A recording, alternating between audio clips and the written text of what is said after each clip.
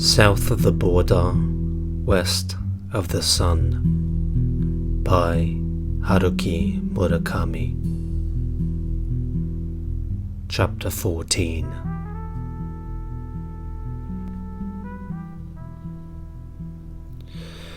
She wore a white dress and an oversized navy blue jacket. A small fish-shaped silver brooch graced its collar. The dress was simple in design, with no decorations of any kind, yet on her you'd swear it was the world's most expensive dress. She was more tanned than the last time I'd seen her. "I thought you'd never come here again," I said. "Every time I see you, you say the same thing," she said, laughing. As always, she sat down next to me at the bar and rested both hands on the counter. "But I did write you a note saying I wouldn't be back for a while, didn't I?" "For a while" is a phrase whose length can't be measured, at least by the person who's waiting, I said. "But there must be times when that word's necessary. Situations when that's the only possible word you can use," she said. "And probably is a word whose weight is incalculable." "You're right," she said, her face lit up by her usual smile. A gentle breeze blowing from somewhere far away. "I apologize. I'm not trying to excuse myself, but there was nothing I could do about it. Those were the only words I could have used." "No need to apologize. As I told you once, this is a bar and you're a customer. You come here when you want to. I'm used to it. I'm not mouthing off to myself. Pay no attention." She called the bartender over and ordered a cocktail. She looked closely at me, as if inspecting me. "You're dressed pretty casually for a change." "I went swimming this morning and haven't changed. I haven't had time," I said. "But I quite like it.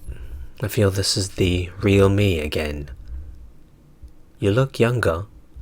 No one would guess you're 37. You don't look 37 either. But I don't look 12. "True enough," I said. Her cocktail arrived and she took a sip and gently closed her eyes as if listening to some far-off sound.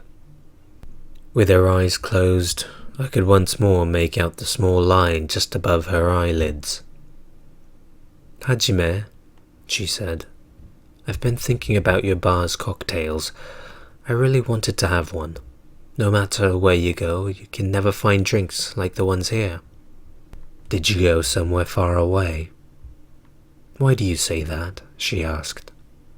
"Something about you," I replied. "A certain air. Like you've been gone for some time far away." She looked up at me and nodded. "Hajime, for a long time She began, but fell suddenly silent, as if reminded of something. I could tell she was searching inside herself for the right words, which she couldn't find. She bit her lip and smiled once more. "Anyhow, I'm sorry. I should have got in touch with you, but I wanted to leave certain things as they are, preserved, so to speak. Either I come here, or I don't. When I do come here, I do. When I don't, I'm somewhere else." "There's no middle ground?" "No middle ground," she said. "Why? Because no middle ground things exist there. In a place where there are no middle ground objects, no middle ground exists," I said. "Exactly. In a place where no dogs exist, there are no doghouses, in other words." "Yes, no dogs, no doghouses," Shimamoto said, and she looked at me in a funny way. "You have a strange sense of humor, do you know that?" As it often did, the piano trio began playing Star-Crossed Lovers. For a while, the two of us sat there, listening silently. "Mind if I ask you a question?" "Not at all," I said. "What is it with you and this song?" she asked. "Every time you're here, it seems, they play that number. A house rule of some sort?" "No, they just know I like it." "It is a beautiful song." I nodded. It took me a long time to work out how complex it is, how there's so much more to it than a pretty melody. It takes a special kind of musician to play it right, I said. Duke Ellington and Billy Strayhorn wrote it a long time ago. 57, I believe. When they say star-crossed, what do they mean? You know, lovers born under an unlucky star, unlucky lovers. Here it's referring to Romeo and Juliet. Ellington and Strayhorn wrote it for a performance at the Ontario Shakespeare Festival. In the original recording, Johnny Hodges' alto sax was Juliet, and Paul Gonzalez played the Romeo part on tenor sax. "Lovers born under an unlucky star," she said. "Sounds like it was written for the two of us." "You mean we're lovers?" "You think we're not?" I looked at her. She wasn't smiling anymore. I could make out a faint glimmer deep within her eyes. "Shimamoto-san, I don't know anything about you," I said. "Every time I look in your eyes, I feel that. The most I can say about you is how you were at age 12. The Shimamoto-san who lived in the neighborhood and was in my class, but that was 25 years ago. The twist was in, and people still rode on trains. No cassette tapes, no tampons, no bullet trains, no diet food. I'm talking about a long time ago. Other than what I know about you then, I'm in the dark." "Is that what you see in my eyes? That you know nothing about me?" "Nothing's written in your eyes," I replied. "It's written in my eyes. I just see the reflection in yours." "Hajime," she said, "I know I should be telling you more. I do. There's nothing I can do about it, so please don't say anything further." As I said, I'm just mouthing off to myself. Don't give it a second thought. She raised a hand to her collar and fingered the fish brooch, and quietly listened to the piano trio. When their performance ended, she clapped and took a sip of her cocktail. Finally, she let out a long sigh and turned to me.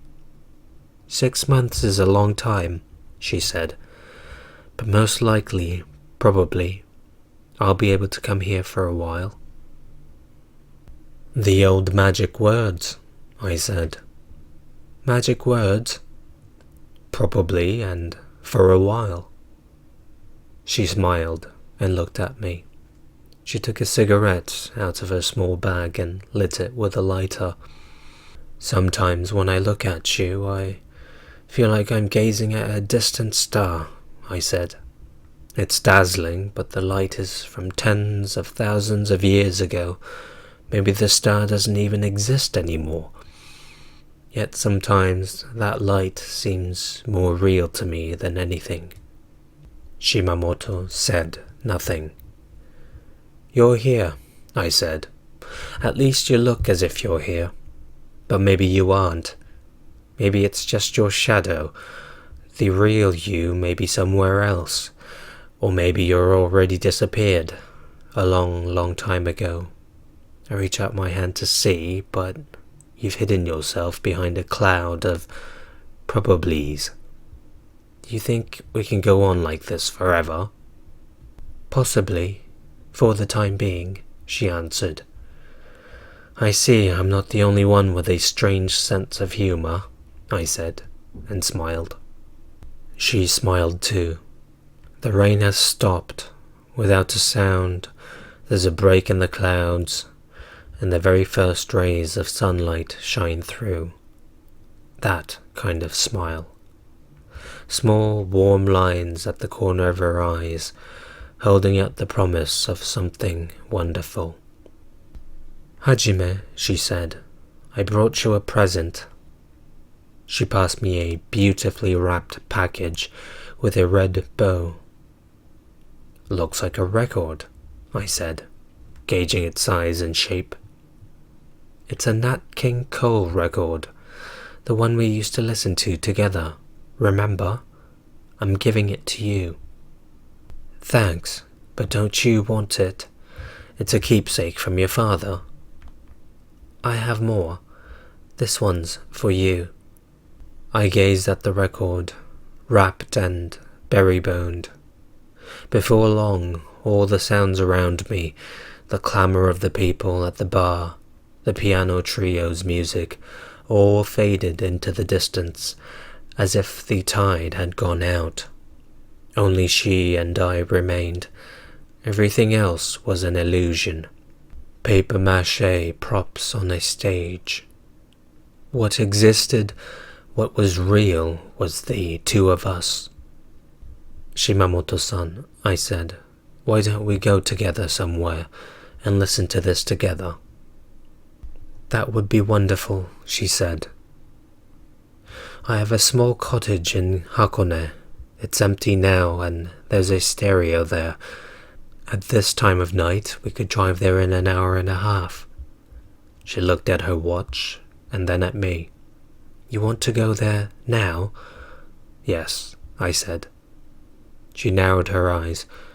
"But it's already past 10. If we went to Hakone now, it would be very late when we came back. Don't you mind?"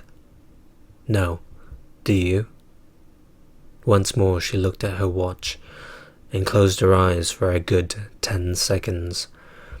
When she reopened them, her face was filled with an entirely new expression, as if she'd gone far away, left something there, and returned. "All right," she said. "Let's go." I phoned the acting manager and asked him to take care of things in my absence, lock up the till, organize the receipts, and put the profits in the bank's overnight deposit box. I walked over to my apartment and drove the BMW out of the underground garage and called my wife from a nearby telephone booth, telling her I was off to Hakone. "At this hour?" she said, surprised. "Why do you have to go all the way to Hakone at this hour?" "There's something I need to think over," I said. "So you won't be back tonight?" "Probably not." "Darling, I've been thinking over what happened, and I'm really sorry. You were right. I got rid of all the stock. So why don't you come home?" "Yukiko, I'm not angry at you. Not at all. Forget about that. I just want some time to think. Give me one night, okay?" She said nothing for a while, then, "All right." She sounded exhausted. "Go to Hakone. But be careful driving, it's raining." "I will." "There's so much I don't understand," my wife said. "Tell me one thing. Am I in your way?" "Not at all," I replied. "It has nothing to do with you. If anything, the problem's with me. So don't worry about it, okay? I just want some time to think." I hung up and drove to the bar. I could tell from Yukiko's voice that she'd been mulling over our lunchtime conversation. She was tired, confused. It saddened me. The rain was still falling hard. I let Shimamoto into the car. "Don't you need to phone somewhere before we go?" I asked. Silently, she shook her head, and, as she did on the way back from Haneda Airport, she pressed her face against the glass and stared outside. There was little traffic on the way to Hakone. and I turned off the Tomei Highway at Atsugi and headed straight to Odawara on the motorway. I kept our speed between 80 and 90 miles per hour. The rain came down in sheets from time to time, but I knew every curve and hill along the way. Once we were on the motorway, Shimamoto and I said hardly a word. I played a Mozart quartet quietly and kept my eyes on the road. Shimamoto was lost in thought as she looked out the window. Occasionally she'd glance at me. Whenever she did, my throat went dry. I swallowed a couple of times, forcing myself to relax. "Hajime," she said. We were on the Kozu. "You don't listen to jazz much outside the bar?" "No, I don't. Mostly classical music." "Why?" "I suppose because jazz is a part of my job. Outside the club, I like to listen to something different. Sometimes rock, too, but hardly ever jazz." "What type of music does your wife listen to?" "Usually whatever I'm listening to. She hardly ever plays any records on her own. I'm not even sure if she knows how to use the turntable." Shimamoto reached over to the cassette case and pulled out a couple of tapes. One of them contained the children's songs my daughters and I sang together in the car. The Doggy Policeman and Tulip. From her expression as she gazed at the cassette and its picture of Snoopy on the cover, you'd think she'd discovered something from outer space. Again she turned to gaze at me. "Hajime," she said after a while, "when I look at you driving, sometimes I want to grab the steering wheel and give it a yank. It would kill us, wouldn't it?" "We'd die, for sure. We're going at 80 miles an hour. "You'd rather not die with me?" "I can think of more pleasant ways to go," I laughed. "And besides, we haven't listened to the record yet. That's the reason we're here, isn't it?" "Don't worry," she said. "I won't do anything like that. The thought just crosses my mind from time to time." It was only the beginning of October, but the nights in Hakone were chilly. We arrived at the cottage and I turned on the lights and lit the gas stove in the living room, and took down a bottle of brandy and 2 glasses from the shelf. We sat next to each other on the sofa, as we used to do so many years before, and I put the Nat King Cole record on the turntable. The red glow from the stove was reflected in our brandy glasses. Shimamoto sat with her legs folded underneath her. She rested one arm on the back of the sofa, the other on her lap. The same as in the old days. Then she had probably wanted to hide her leg, and the habit remained even now. Nat King Cole was singing South of the Border. How many years was it since I had heard that tune? When I was a kid and listened to this record, I used to wonder what it was that lay south of the border, I said. "Me too," she said. "When I grew up and could read the English lyrics, I was disappointed. It was just a song about Mexico. I'd always thought something great was south of the border." "What, for example?" Shimamoto brushed her hair back and lightly gathered it behind her head. "I'm not sure. Something beautiful. Big and soft." "Something beautiful, big and soft," I repeated. "Was it edible?" She laughed. Her white teeth showed faintly. "I doubt it." "Something you can touch?" "Probably." Again with the probablys. "A world full of probablys," she said. I stretched out my hand and laid it on top of her fingers, on the back of the sofa. I hadn't touched her body for so very long, not since the flight back from Ishikawa. As my fingers grazed hers, she looked up at me briefly, then down again. south of the border, west of the sun, she said. West of the sun? Have you heard of the illness Hysteria Siberiana? No. I read this somewhere a long time ago, maybe in junior high. I can't for the life of me recall what book I read it in. Anyway, it affects farmers living in Siberia. Try to imagine this. You're a farmer living all alone in the Siberian tundra. Day after day you plough your fields. As far as the eye can see, nothing. To the north, the horizon. To the east, the horizon. To the south, to the west, more of the same. Every morning, when the sun rises in the east, you go out to work in your fields. When it's directly overhead, you take a break for lunch. When it sinks in the west, you go home to sleep. Not exactly the lifestyle of a Aoyama bar owner. Hardly, she smiled and inclined her head ever so slightly. Anyway, that cycle continues year after year. But in Siberia, they don't work in the fields in winter. They rest in the winter, she said. In the winter, they stay at home and do indoor work. When spring comes, they go out into the fields again. You're that farmer. Imagine it. Okay, I said.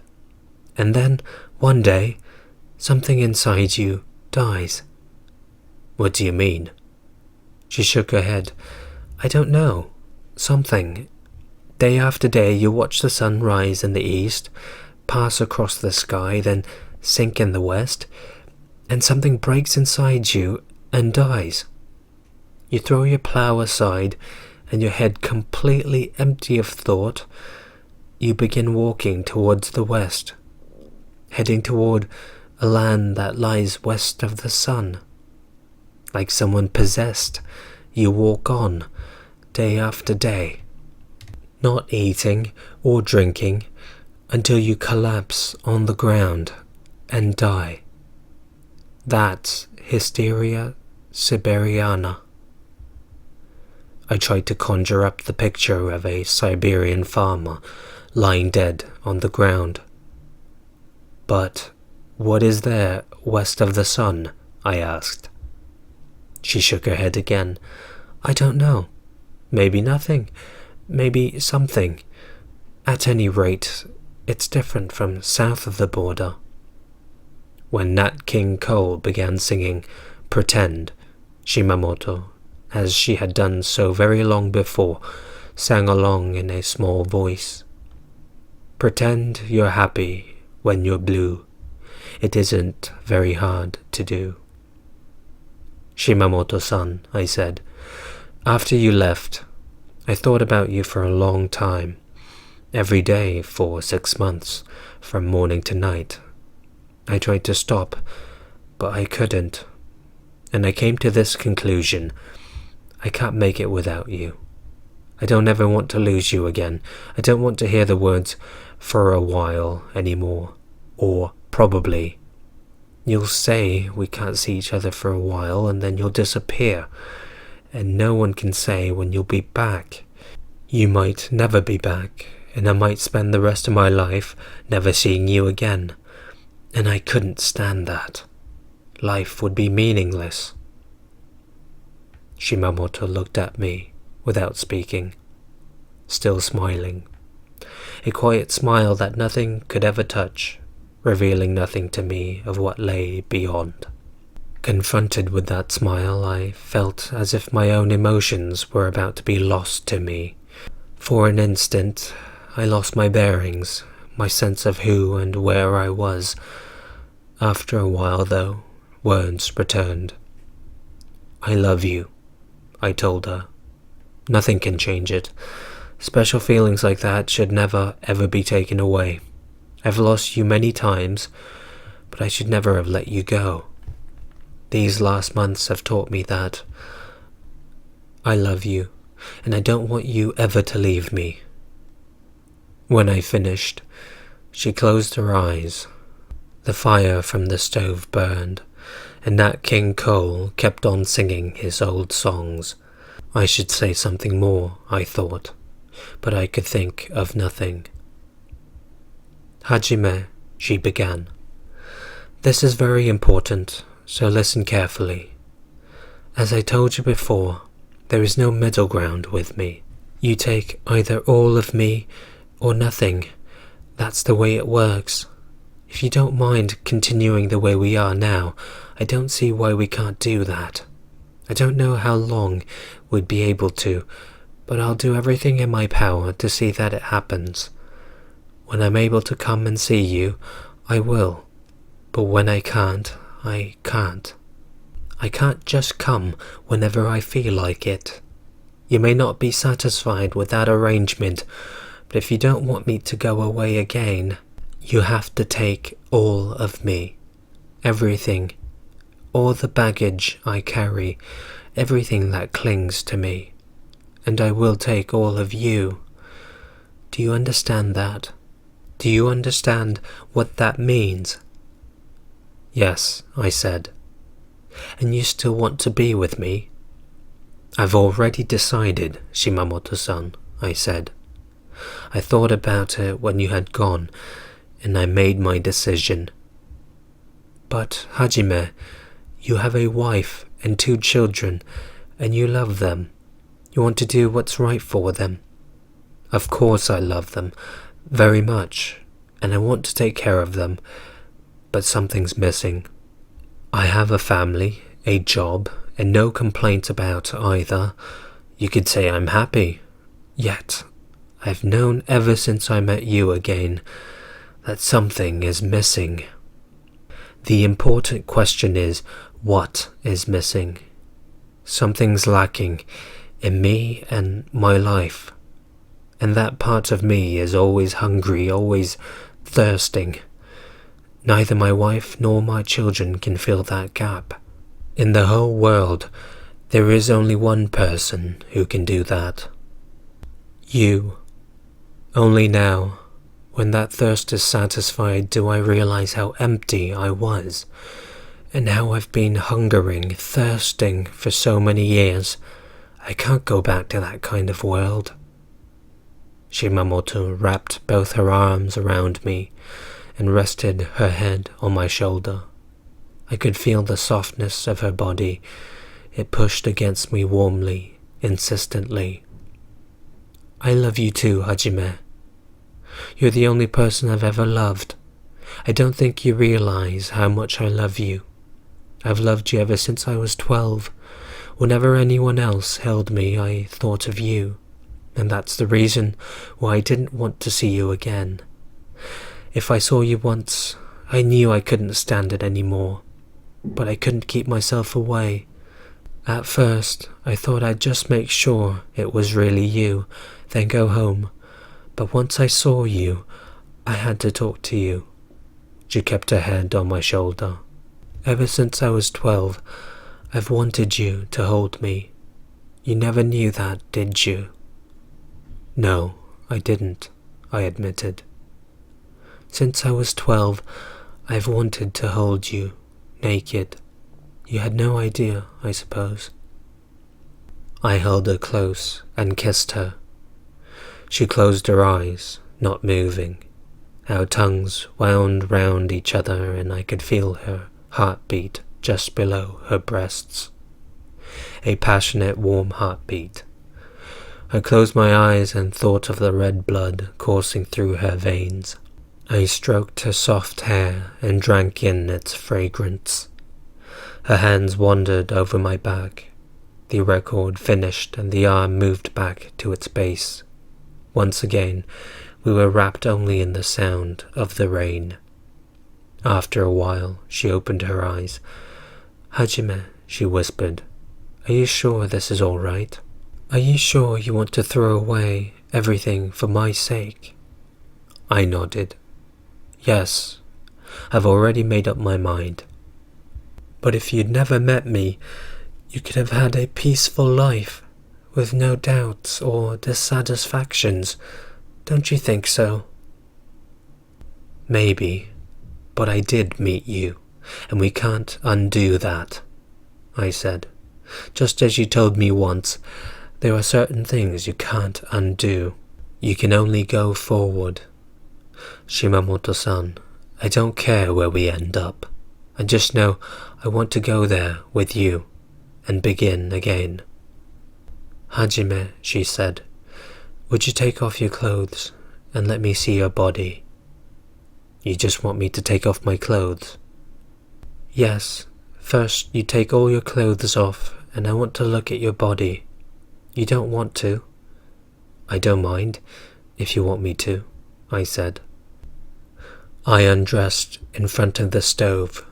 I took off my sailing jacket, polo shirt, blue jeans, socks, t-shirt, pants. Shimamoto made me get down on both knees on the floor. My penis was hard, which embarrassed me a little. She moved back slightly to take in the scene. She still wore her jacket. It seems strange to be the only one naked, I laughed. It's lovely, Hajime, she said.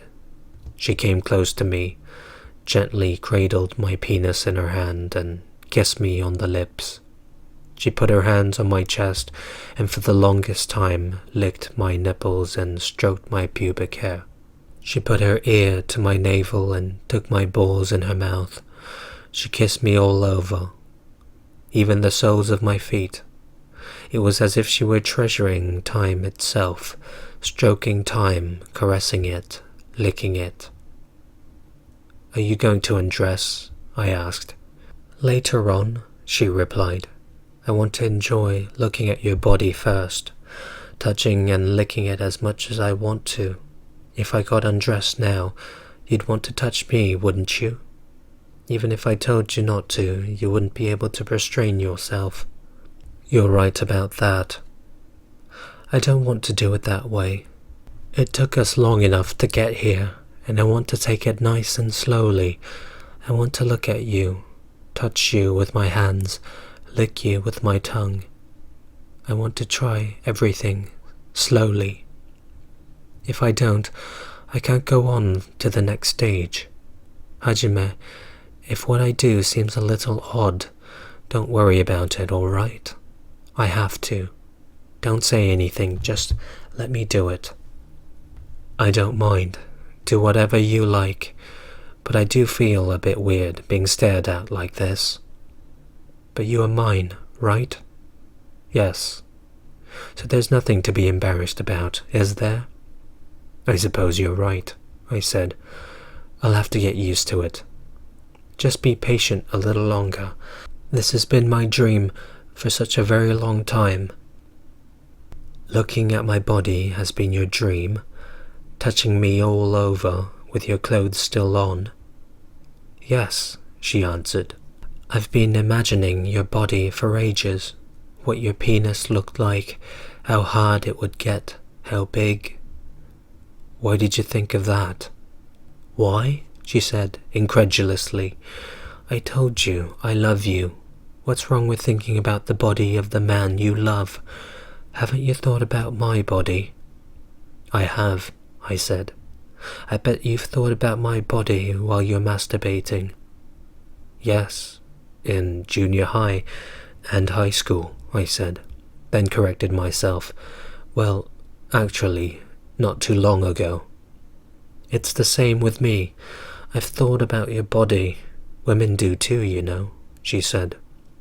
I pulled her close to me again and kissed her slowly. Her tongue slid languidly inside my mouth. I love you, Shimamoto-san, I said. I love you, Hajime, she said. There's no one else I love but you. May I see your body a little more? Go ahead, I replied. She gently wrapped her palm around my penis and balls. It's wonderful, she said. I'd like to eat it all up. Then what do I do? But I do want to eat it up, she said, as if weighing them. She kept my balls in her palm for a long, long time, and licked and sucked my penis very slowly, very carefully. She looked at me. The first time, Can I do it the way I want to? You'll let me? I don't mind. Do whatever you want, I said.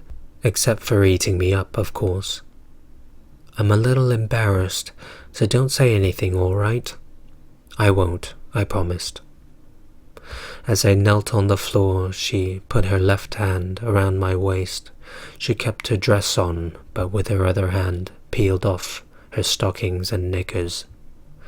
Then she took my penis and balls in her right hand and licked them. Her other hand she slid under her dress. Sucking on my penis, she began to move her other hand around slowly. I didn't say a thing. I guess this way was her way. I watched the movements of her lips and tongue and the slow motion of her hand beneath her skirt. Suddenly I remembered the Shimamoto I'd seen in the car park of the bowling alley, stiff and white as a sheet. I recalled clearly what I'd seen deep within her eyes, a dark space frozen hard like a subterranean glacier, a silence so profound it sucked up every sound, never allowing it to resurface, absolute, total silence. It was the first time I'd been face to face with death, so I'd had no distinct image of what death really was. But there it was then, right before my eyes, spread out just inches from my face. So this was the face of death, I'd thought. And death spoke to me, saying that my time too would one day come. Eventually, everyone would fall into those endlessly lonely depths, the source of all darkness, a silence bereft of resonance. I felt choking, stifling fear as I stared into a bottomless dark pit. Facing those black, frozen depths, I had called out her name, Shimamoto-san. I had called out again and again, but my voice was lost in that infinite nothingness. Cry out as I might, nothing within the depths of her eyes changed. Her breathing remained strange, like the sound of wind whipping through cracks. Her regular breaths told me she was still on this side of the world, but her eyes told me she was already given up to death.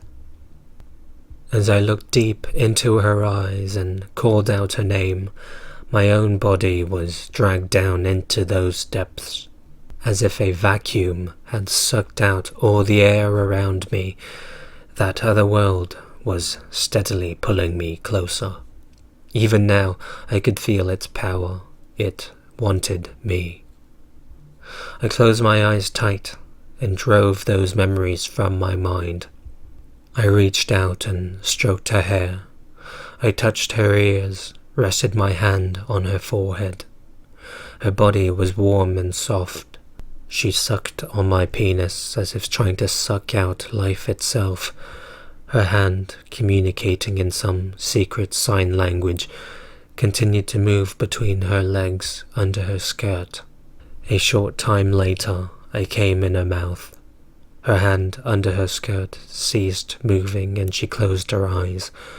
She swallowed down the very last drop of my semen. "I'm sorry," Shimamoto said. "There's nothing to apologize for," I said. "The first time I wanted to do it this way," she said. "It's embarrassing, but I needed to. It's a rite of passage for the two of us, I suppose. Do you know what I mean?" I pulled her to me and rubbed my cheek against hers. Her cheek felt warm. I lifted her hair and kissed her ear, and looked into her eyes. I could see my face reflected in them. Deep within her eyes, in the always bottomless depths, there was a spring, and ever so far off, a light. A light of life, I thought. Someday it will be extinguished, but for now the light is there. She smiled at me. The usual small creases formed at the corners of her eyes. I kissed the tiny lines. "Now it's your turn to take my clothes off," she told me, and do whatever you want. Maybe I'm not very imaginative, but I just like the regular way, all right? I said. That's all right, she said. I like it too. I took her dress off and her bra, laid her on the bed and kissed her all over. I looked at every inch of her body, touching everywhere, kissing everywhere, trying to find out everything and store it in my memory. It was a leisurely exploration. We had taken so very long to arrive at this point, and, like her, the last thing I wanted to do was hurry. I held off as long as I could until I couldn't stand it anymore. Then I slowly slid inside her. We fell asleep just before dawn. I don't know how many times we made love, sometimes gently, sometimes passionately. Once in the midst of it, when I was inside her, she became possessed, crying violently and pounding on my back with her fist. All the while I held her tightly to me. As if I didn't hold her tight, I felt she would fly off in pieces. I stroked her back over and over to calm her. I kissed her neck and brushed her hair with my fingers. She was no longer the cool, self-controlled Shimamoto I knew.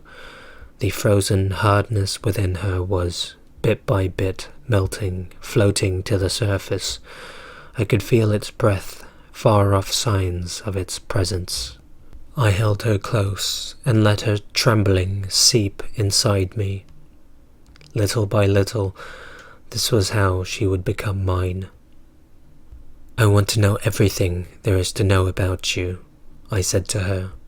What kind of life you've had till now, where you live, whether you're married or not, everything. No more secrets, because I can't take any more. Tomorrow, she said. Tomorrow I'll tell you everything, so don't ask until then. Stay the way you are today.